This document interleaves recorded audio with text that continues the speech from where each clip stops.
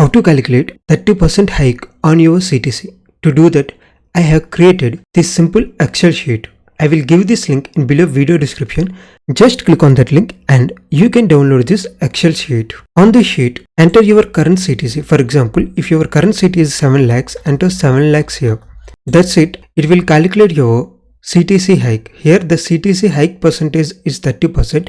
If you want to change, you can change it. After 30% hike, the new CTC is 9,10,000 rupees and the hike amount is 2,10,000 rupees. The same you can do for another amount.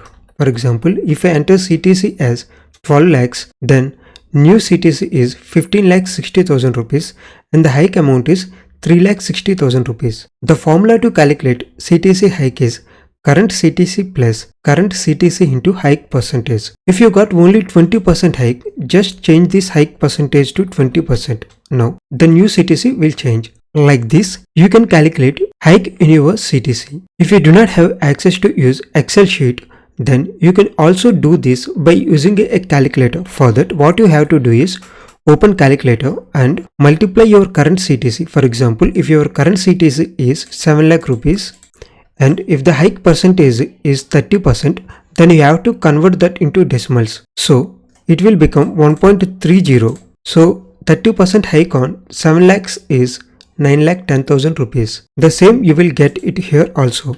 Here you can see the new CTC is 9,10,000 rupees. But how we decided this 1.30?